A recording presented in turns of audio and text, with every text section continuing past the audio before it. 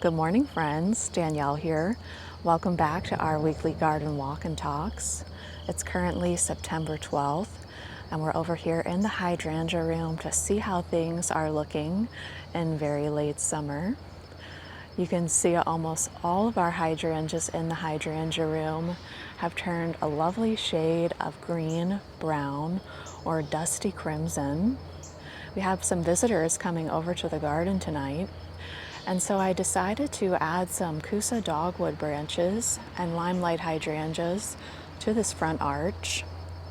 I think I might go ahead and adorn the next two arches with Kusa dogwood branches and Panicle hydrangeas as well.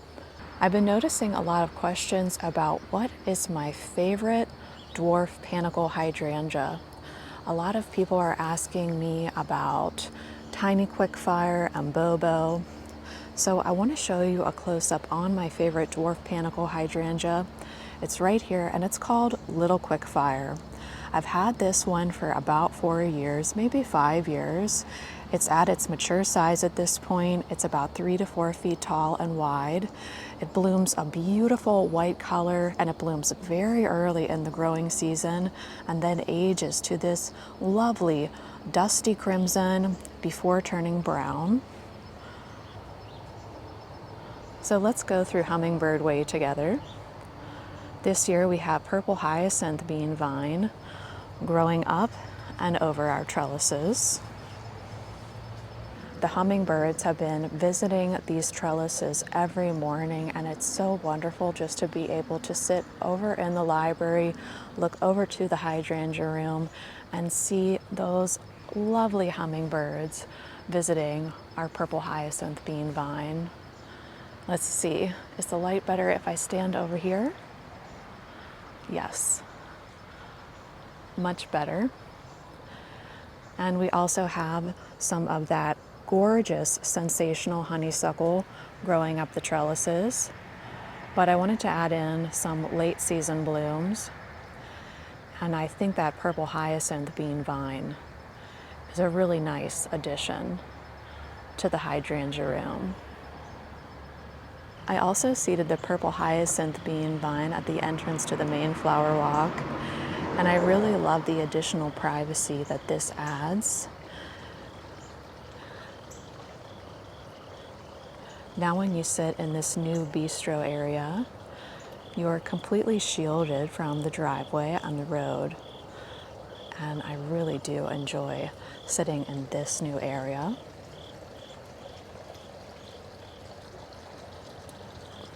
I'm not sure I've done much to the main flower walk since the last time we were together. I may have planted some more purple sun patience, but other than that, things remain the same.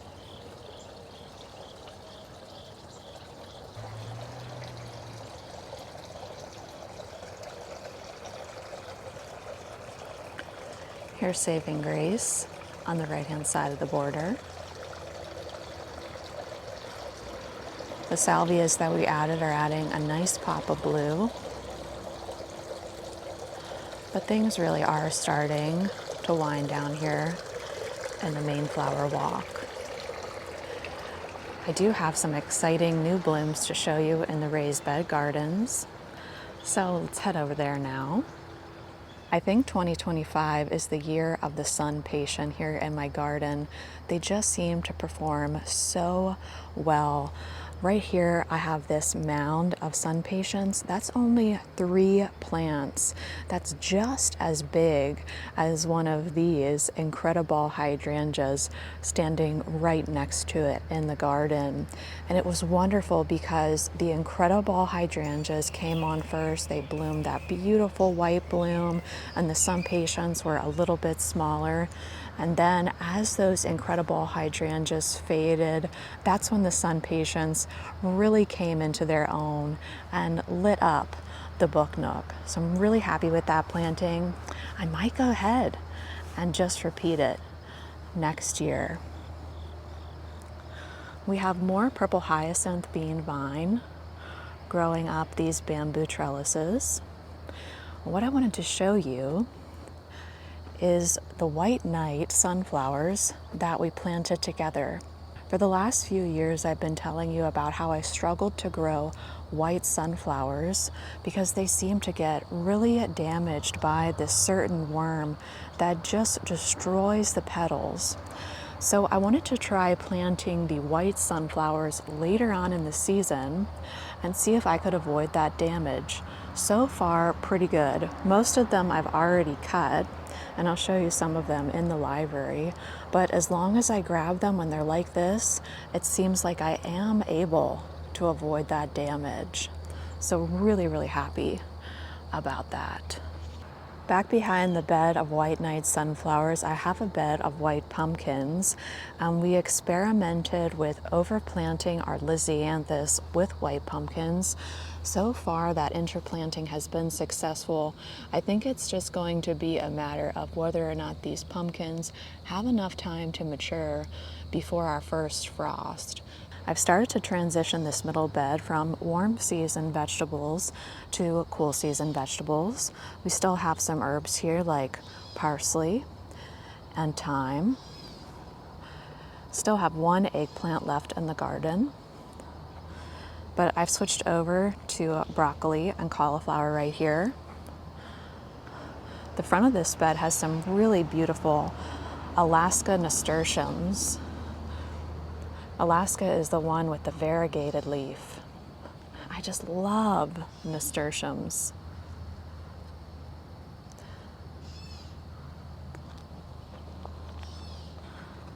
In the next bed, we have a mix of peanuts, lantana, hot peppers, and back behind that we have Malabar spinach. It seemed like it took at least 2 months for this Malabar spinach to really put on any noticeable growth, but once it did start growing, boy, did it cover these trellises quickly. And look at the stems on the Malabar spinach. A beautiful purple color on that stem. I tried some of the leaves. They're all right, but I definitely just prefer good old spinach. Here we have some of my Sharing Grace dahlias. These all came from Saving Grace. All different colors.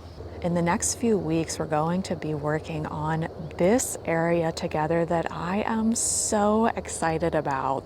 This whole area is going to be a rose cutting garden.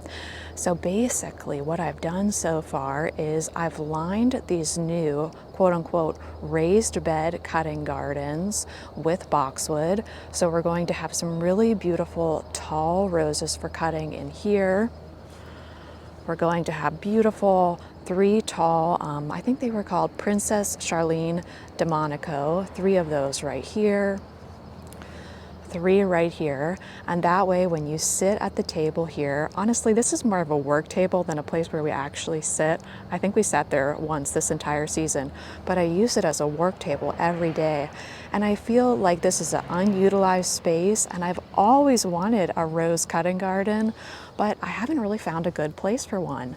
And then once all these boxwoods arrived, I thought, yes, I am going to make another raised bed cutting garden back here, but just bring in some formality with these boxwoods. So you'll see a couple vlogs about that in the coming days. This bed had cantaloupes and zucchinis. Those were all done, so I replaced them with mini romaine and peas. The watermelon is on its way out, but I did want to show you this because I talked about this earlier on in the growing season. This is a ground cherry, and you can see it kind of looks like a weed. Every time I've ever grown it, the plant gets really damaged by bugs, but it really does not affect the production of the fruit itself. It comes kind of just like a tomatillo. These aren't quite ready yet. They'll be more yellow when they are ready. But there we have it, a gorgeous ground cherry. That one needs probably about a week more. They normally drop to the ground when they are ready, but I just wanted to show you what that looks like because I know I showed you the seed earlier on in the growing season. So we've got lots of different watermelons in here, serrano peppers, sriracha peppers, gypsy peppers, and lemon drop peppers. So that's pretty much how things look over in the raised beds. It is a school day, so things are pretty busy here on the main road. I trimmed my boxwood balls one last time, and let's get a close-up on one of these knockout roses. These have been blooming non-stop since May, and they are just bringing me so much joy. I usually end our garden walk and talks with a book recommendation. Today, I don't have a book recommendation, but I still want to share a very special book with you. I don't believe that I've ever shared with you that my grandma helped write a gardening column for the local newspaper where she lived. And at some point, they compiled all of these articles together and created this book, Traveling Through the Seasons with the Murraysville Garden Club. I was reading some of these articles this morning and they were incredibly helpful, especially the ones on turf, because I'm going to try to work on our turf this fall. But you can see the ones that my grandma wrote have a little mark next to them. So everyone in our family got one of these. I'll see if I can find them anywhere because they really have a lot of valuable articles in them. And then I also wanted to show you this beautiful vessel that a viewer dropped by about a month ago. I had been looking for a vessel just like this a few years ago, and she found one at an antique store and thought of me. So I am going to cherish this vessel forever. It is just perfect. Well, friends, I think that brings me to the end of today's garden walk and talk. I want to wish you all a wonderful day out there in your gardens, and I'll see you sometime real soon. Bye, friends.